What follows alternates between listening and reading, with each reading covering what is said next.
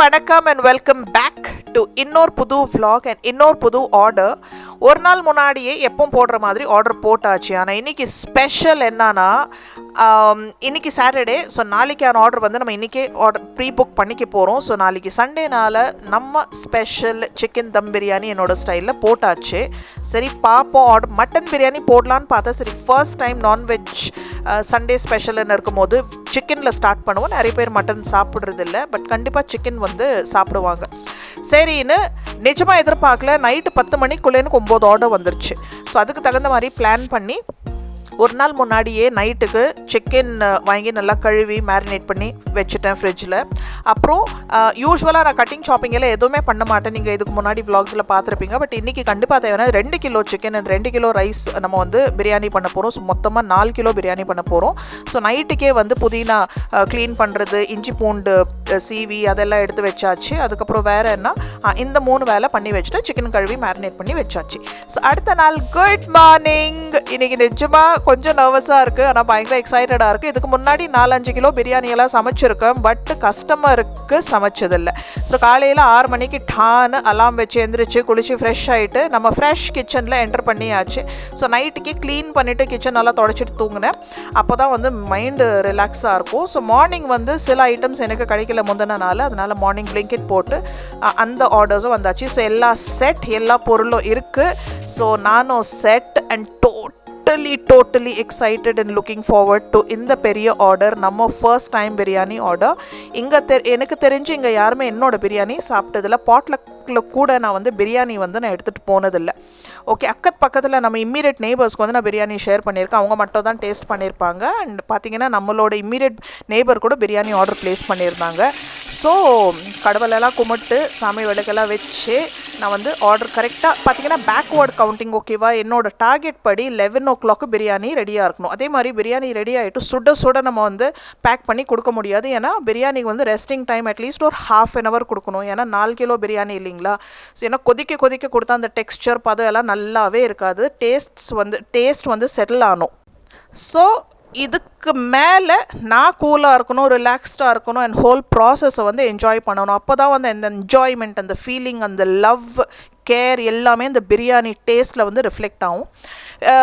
அந்த வெங்காயம் தோல் எடுத்து கட் பண்ணுறது எனக்கு பெரிய விஷயம் இல்லை, அது முந்தின நாளே பண்ணிக்கலாம். தோல் கூட எடுத்து வைக்கலான்னு நினச்சேன், பட் இப்போ டைம் இருக்குது. ஸோ அதனால தான் பொறுமையாக பார்த்தீங்கன்னா 11 o'clockன்னு இருக்கும் போது 8 மணிக்கு ஸ்டார்ட் பண்ணால் தான் கரெக்டாக இருக்கும்.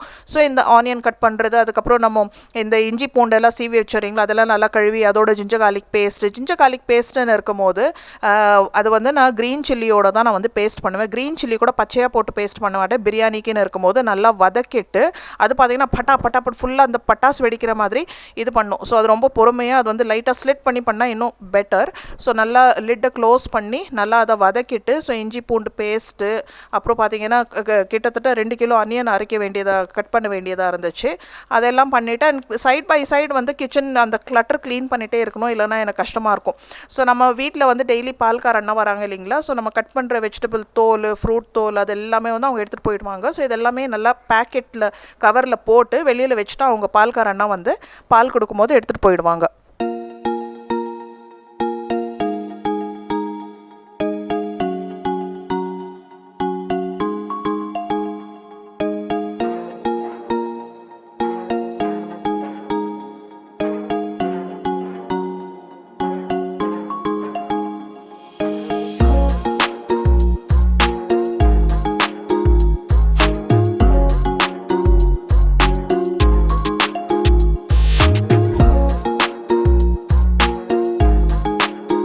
ஸோ எல்லாம் பிளான் படி டைமோட சூப்பராக போயிட்டுருக்கு. அத்தர் இன்னும் தூங்கிட்டு இருக்கான், நானும் இன்னும் பிரேக்ஃபாஸ்ட் சாப்பிடல.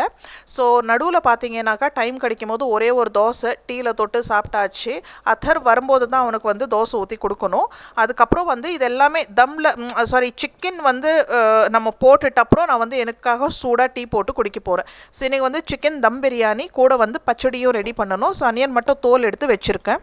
ஸோ சிக்கன்னு இருக்கும் போது இது வந்து ஒன்லி லெக் பீஸ், அதாவது full thigh, full leg with thigh, அது மட்டும் தான் வாங்கியிருக்கேன். அது ஓவர் நைட் மேரினேட் ஆகிருக்கு. சொன்னால் நீங்கள் யோசிச்சு பாருங்கள், சிக்கன் என்ன மாதிரி tender juicy full moist chicken on phone, melt in mouth texture. சீரக சம்பா ரைஸில் தான் நம்ம பண்ண போகிறோம். ஸோ நேற்று வந்து நான் பிரியாணி ஆர்டர் போடும்போது கிளியராக சொல்லிட்டது வந்து நம்ம வீட்டு நாயுடு ஸ்டைல், என்னோட ஸ்டைல் சிக்கன் தம் பிரியாணி.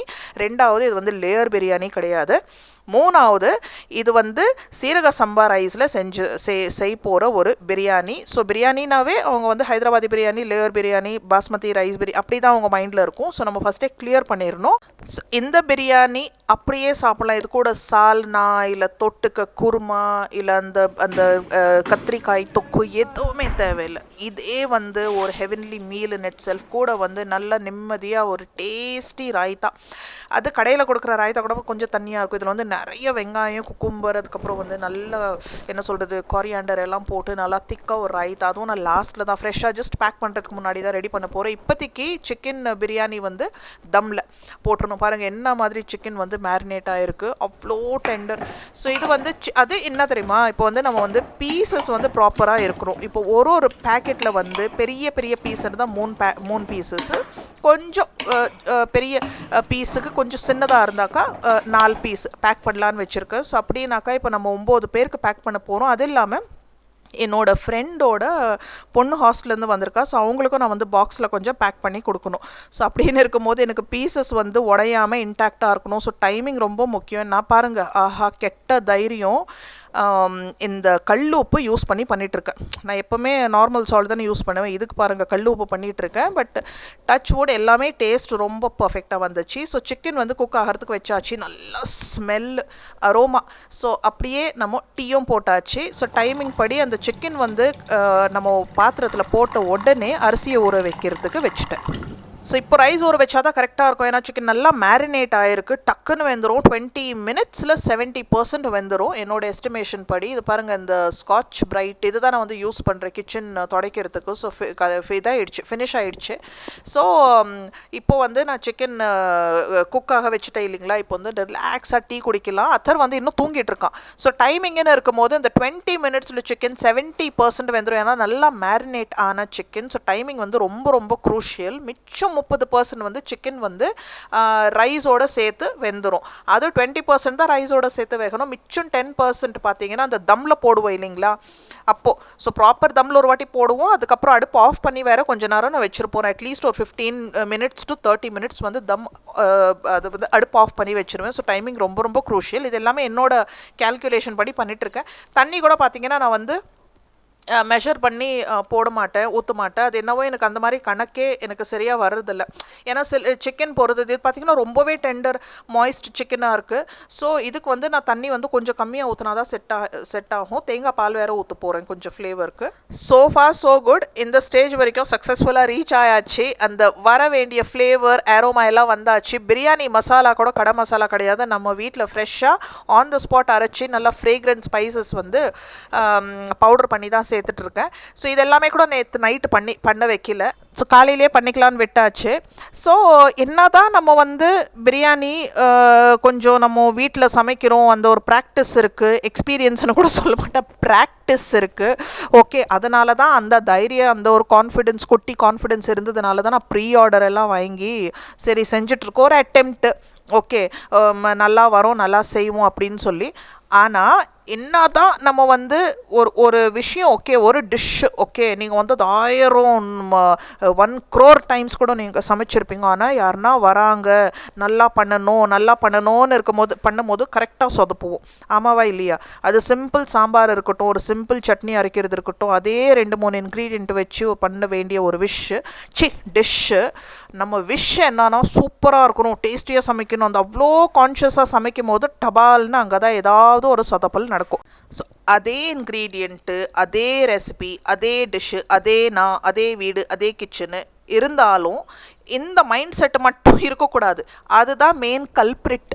ஸோ பதட்டம் படாமல் ரிலாக்ஸாக காமாக சமைக்கணும். எனக்கு அது ரொம்ப ரொம்ப முக்கியம். ஏன்னா நான் வீடியோ எடுத்துகிட்டே சமைக்கணும். பாயிண்ட்டாக ஆங்கிளாக கவர் பண்ணணும். அது கேமரா பாதுகாப்பாக அது மேலே சூடாக தண்ணியோ ஆயிலோ மசாலாவோ பட்டுடக்கூடாது. ஸோ அதர்வம் பிரேக்ஃபாஸ்ட் முடிச்சுட்டு போயிட்டான். ஸோ இந்த பேக்கெட்ஸ் எல்லாம் கொஞ்சம் நல்லா தொடச்சி வச்சுட்ருக்கேன். அண்ட் டடாயிங், ஸோ தம்மில் போட்டு ரெடியாக இருக்குது பிரியாணி. அன்பாக்சிங் பண்ணி பார்ப்போம். அப்பா, ஆஹா, டைமிங் கேல்குலேஷன் பர்ஃபெக்ட், சக்ஸஸ். எனக்கு இப்போ தான் உயிரே வந்தது. என்னதான் கான்ஃபிடெண்ட்டாக, என்னதான் காமா, என்னதான் ரிலாக்ஸ்டாக சமைச்சாலும் உள்ளுக்குள்ள அப்படி ஒரு பயம், நர்வஸ்னஸ். ஃபர்ஸ்ட் டைம் இல்லைங்களா, கமர்ஷியலாக நம்ம சமைக்கிறோம். ஐயோ, சரின்னு சொதப்பிடக்கூடாது. பிரியாணி நல்லா வரும், அதந்த நமக்கே இருக்குது. சிக்கன் பீசஸ்ஸு ஒழுங்காக இருக்கணும், உடையாமல் இருக்கணும். அதுதான் ரொம்ப முக்கியம். ஏன்னா சிக்கன் பிரியாணி இல்லை, சிக்கன் பீஸே இல்லைன்னா நான் என்ன பதில் சொல்லுவேன்? சரியா? Okay, done, success, relax, cool, chill, everything under control.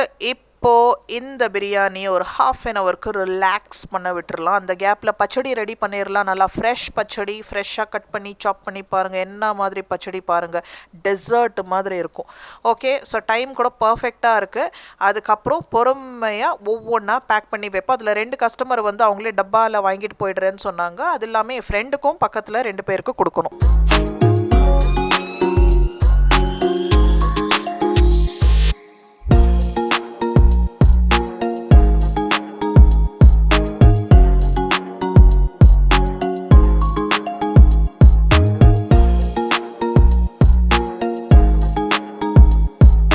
ஒரு பிரியாணி பார்சலில் ஒரு அடால்ட் கம்ஃபர்டபுளாக சாப்பிட்ற அளவுக்கு போர்ஷன் கொடுத்துருந்தேன்.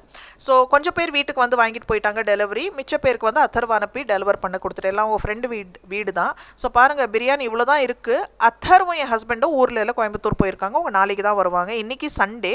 ஸோ இது வந்து என் ஃப்ரெண்டுக்கு பேக் பண்ணிகிட்ருக்கேன். ஸோ எல்லாமே போயிட்டு பார்த்திங்கன்னா 12 o'clock 12 மணிக்கெல்லாம் எல்லா டெலிவரிஸ் டன். அப்பாடா, அப்படி ஒரு நிம்மதி, அப்படி ஒரு அப்பா. ஸோ பாக்யாவை கூப்பிட்டு ஃபுல்லாக பாத்திரம் எல்லாம் க்ளீனாக பண்ணிட்டு போயிட்டா. கிச்சனை நான் வந்து தொடச்சிட்டேன். ஸோ அதுக்கப்புறம் அந்த ரிங்கு, அந்த இது எல்லாமே. ஸோ இது வந்து விஹானுக்கு ஹஸ்பண்டுக்கும் எடுத்து வச்சுருக்கான். அவன் விஹானும் ஃபோன் பண்ணி, அம்மா நீ எப்படி பண்ண, டேஸ்ட்டு எனக்கு வந்து வேணும், நான் பார்க்கணும். ஸோ அவனுக்கு வந்து கொஞ்சம் பிரியாணி சைடில் எடுத்து வச்சுட்டோம். ஸோ அவ்வளோதான், ஃபுல்லு பிரியாணி டெக்ஸாக காலி, கத்தம். ஸோ சாயங்காலமாக ஒரே மழை, அதாவது மத்தியானத்துக்கு மேலேயே நல்ல மழை. ஸோ மழையை கொஞ்சம் நல்லா பிரியாணியை முடிச்சுட்டு மழையை நல்லா ரிலாக்ஸாக என்ஜாய் பண்ணிவிட்டு கொஞ்சம் வேலை பார்த்துட்டு இருந்தேன். என்னோடய எடிட்டிங் பாருங்கள். நம்ம செடியிலேருந்து 2 பீர்க்கங்காய் கிடச்சிச்சு. சரின்னு ஈவினிங் வந்து அத்தர்வ எங்கேயாவது போகலாம், சரி மழை நிற்கட்டும் போகலான்னு சொல்லி ஒரு 7 மணி போல் நாங்கள் கிளம்பிட்டோம். எங்கன்னா ஐஸ்கிரீம் சாப்பிட. ஓகே, ஸோ இந்த பக்கத்தில் இருக்கிற மாலுக்கு போயிட்டு அப்படியே KFC பக்கம் டொயிங்க்கு நம்ம டைரெக்ஷன் திரும்பிடுச்சு. ஸோ KFCயில் நல்லா கொஞ்சம் கிறிஸ்பி சிக்கன் ஒரு பர்கரை வாங்கிட்டு பேக் பண்ணிவிட்டு ஸோ இங்கே ஐஸ்கிரீம் சாப்பிட வந்தாச்சு. இங்கே பார்த்தீங்கன்னா ரவுண்ட் 1, ரவுண்ட் 2ன்னு 2 ரவுண்ட் ஐஸ்கிரீம்ஸ் முடிச்சாச்சு. ஸோ இந்த கடைக்குள்ளே வரும்போது பக்கத்தில் பார்த்தீங்கன்னா, ஆஹா இது எப்போ கொரியன் ஸ்ட்ரீட் ஃபுட் அப்படின்னு ஒரு புது அவுட்லெட் ஓப்பன் பண்ணியிருக்காங்க. சரி உள்ளே போய் மெனுவில் என்ன தான் இருக்குது பார்க்க போனால் அத்தர் சும்மா விடுவானா, எனக்கு கார்ன் டாக் வேணும்னு சொல்லி அங்கேருந்து பேக் பண்ணி அப்படியே பொறுக்கிட்டே வந்து வீட்டுக்கு வந்து சேர்ந்தோம். நைட்டுக்கு ஒரு ஜாலியாக நானும் அத்தர்வும் மூவி என்ஜாய் பண்ணோம். அண்ட் நெக்ஸ்ட் டே விஹானுக்கும் பிரியாணி ரொம்ப பிடிச்சிருந்துச்சு. என் கஸ்டமர்ஸும் சூப்பர், பாராட்டு, நிஜமாக சொல்கிற பொய் சொல்ல நல்லா இருந்ததுன்னு சொன்னாங்க. லைக் ரொம்ப நல்லா இருக்குன்னு சொன்னாங்க. 5 ஸ்டார் ரேட்டிங் எல்லாம் கொடுத்தாங்க. ஸோ உங்களுக்கு இந்த வீடியோ பிடிச்சிருக்கோன்னு நினைக்கிறேன். தேங்க்யூ ஃபார் வாட்சிங். அடுத்த வ்ளாகில் சந்திப்போம். பாய்.